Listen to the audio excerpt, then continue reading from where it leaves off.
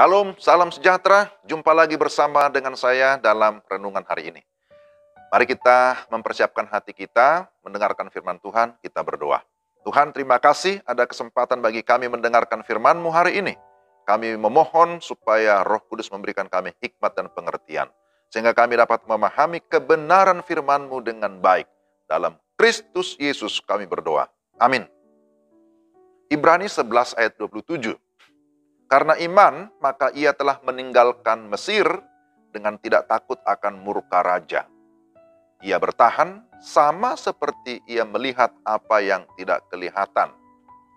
Firman Tuhan, saya beri tema Musa, hiduplah di zona iman, bukan di zona aman. Ini bicara tentang Musa. Saudara-saudara yang terkasih dalam Tuhan, sejujurnya, semua manusia menginginkan hidup di zona aman ataupun di zona yang nyaman. Tinggal di tempat yang bagus, bebas dari tekanan atau gangguan, semua kebutuhan terpenuhi, selalu mendapatkan pengawalan. Wah, tentu hal ini sangat menyenangkan. Namun ternyata hal itu tidaklah menjamin kepuasan batin ataupun kerohanian seseorang. Kita dapat belajar dari seorang tokoh iman yaitu Musa.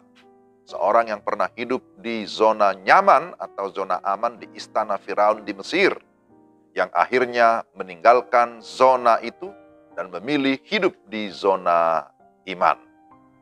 Ketika Musa berjalan dalam iman, ada hal-hal yang harus diatasi karena perjalanannya tidak mudah. Mari kita lihat pertama, ia mengatasi pengalaman masa lalunya. Musa lahir dalam keadaan yang sulit, berada dalam ketidakpastian.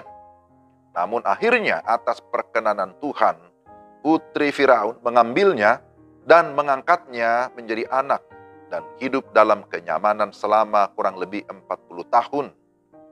Ketika berumur 40 tahun, ia mengambil resiko.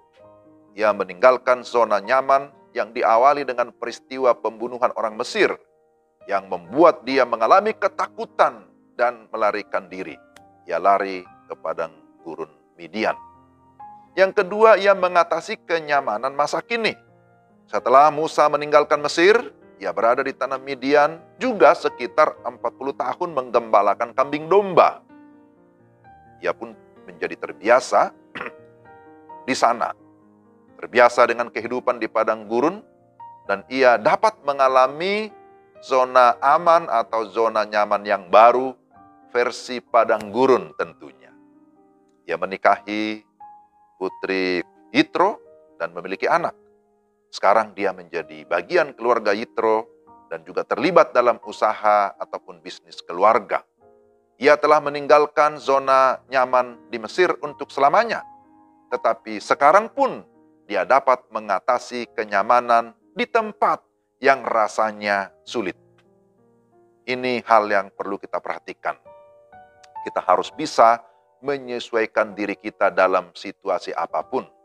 Kita harus bisa mencari titik kenyamanan sekalipun di tempat yang menurut kita tidak nyaman ataupun tidak aman. Ketiga, ia mengatasi ketidakpastian masa depannya. Ketika Musa sudah mulai merasakan kenyamanannya yang baru, Tuhan memanggil dia melalui semak duri yang menyala dan mengatakan agar meninggalkan zona nyaman yang sekarang. Ada tugas baru yang diperintahkan Tuhan, yakni memimpin orang Israel keluar dari perbudakan Mesir menuju tanah Kanaan, yaitu tanah perjanjian. Musa sama sekali merasa tidak pantas, merasa tidak layak untuk itu. Dia merasa ragu akan dirinya sendiri dan juga tentang masa depannya akan seperti apa. Dia berkata, siapakah aku ini sehingga aku yang akan menghadap Firaun? Ada rasa ketakutan. Apa yang harus kujawab kepada mereka? Bagaimana jika mereka tidak percaya kepadaku? Ada keraguan. Aku ini tidak pandai bicara. Musa mengajukan banyak keberatan karena ketakutannya. Sampai pada satu titik Tuhan meyakinkan Musa. Dan Musa akhirnya mengikuti perintah Tuhan. Ia meninggalkan Midian dan sekarang bersiap mengikuti panggilan Tuhan dengan iman. Ya, dengan iman. Penulis kitab Ibrani menulis, karena iman maka ia telah meninggalkan Mesir dengan tidak takut akan murka raja. Ia bertahan sama seperti ia melihat apa yang tidak kelihatan. Nah, inilah namanya iman, meskipun tidak melihat, tapi tetap percaya. Saudara, pada umumnya manusia tidak biasa meninggalkan zona aman. Tetapi kalau Tuhan yang memimpin, maka kita perlu memiliki kepekaan dan ketaatan pada Tuhan. Pertumbuhan rohani terjadi ketika seseorang meninggalkan zona aman dan berpindah ke zona iman. Dan ingat, dalam zona iman, apapun situasinya, pasti tetap ada zona aman yang sejati karena ada pimpinan Tuhan. Mari kita berdoa. Tuhan, terima kasih untuk firman-Mu.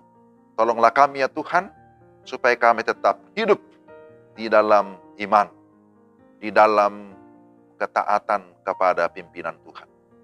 Apapun situasi yang kami hadapi, apapun kesulitan, apapun pergumulan, kami tidak ragu, kami tidak takut, kami tidak mundur. Kalau kami tahu pasti Tuhan yang memimpin, maka kami akan sampai ke tujuan. Terima kasih Tuhan untuk firman-Mu. Kami bersyukur dalam nama Tuhan Yesus Kristus. Amin. Demikian renungan kita hari ini. Tuhan memberkati saudara-saudara sekalian. Salam.